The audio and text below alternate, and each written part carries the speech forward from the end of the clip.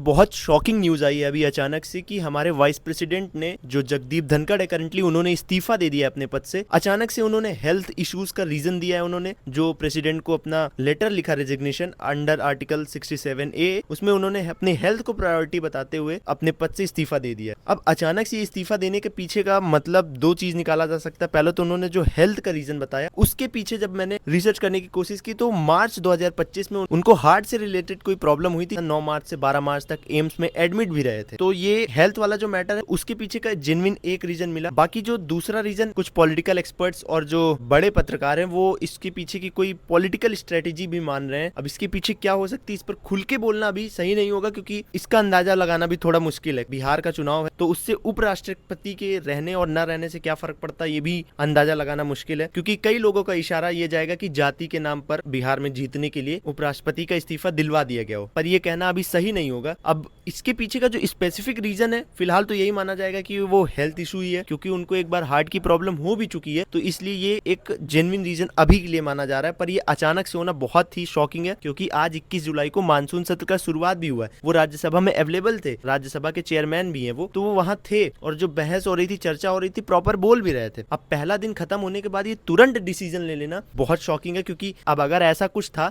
तो मानसून सत्र शुरू होने से पहले ही इस्तीफा ले लेते।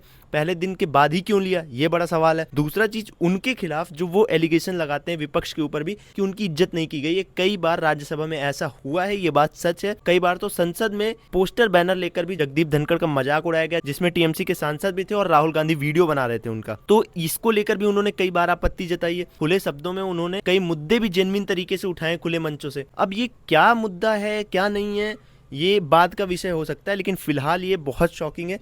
अगर अब आपके मन में सवाल उठ रहा है कि क्या किसी करंट उपराष्ट्रपति जिसका कार्यकाल पूरा ना हुआ उसने इस्तीफा दिया है भारत में, तो हाँ, बिल्कुल ऐसा हो चुका है इससे पहले 4 बार, और ये 5वें उपराष्ट्रपति बने हमारे देश के जो इन्होंने अपना कार्यकाल पूरा होने से पहले ही इस्तीफा दे दिया। हम आपको नाम भी बताते हैं। सबसे पहले हैं वीवी गिरी, जिन्होंने राष्ट्रपति चुनाव लड़ने के लिए अपने पद से इस्तीफा दिया था। दूसरे हैं आर वेंकट रमन, जिन्होंने राष्ट्रपति चुन लिए जाने से पहले इस्तीफा दिया था। तीसरे हैं शंकर दयाल शर्मा, सेम ऐसे ही वो भी थे, जिन्होंने राष्ट्रपति बनने से पहले इस्तीफा दिया था। भैरव सिंह शेखावत, जिन्होंने राष्ट्रपति चुनाव हारने के बाद इस्तीफा दिया था। और 5वें हैं जगदीप धनखड़, जिन्होंने अभी इस्तीफा दिया। लेकिन सबका रीजन क्या था इससे पहले का, कहीं राष्ट्रपति चुनाव के लिए खड़े हो रहे हैं, कहीं चुनाव हारने के बाद। लेकिन ये पहला केस है इंडियन हिस्ट्री में जिन्होंने हेल्थ इश्यूज के चलते अपना इस्तीफा दिया है। इसलिए इस पर थोड़ा सा डाउट हो रहा है और सवाल भी उठ रहे हैं कि आखिर क्या हो सकता है इसके पीछे का रीजन। वैसे आपको क्या लगता है, कमेंट बॉक्स में जरूर बताइएगा, और अगर वीडियो अच्छा लगा हो तो शेयर भी करिएगा। जय हिंद, जय भारत।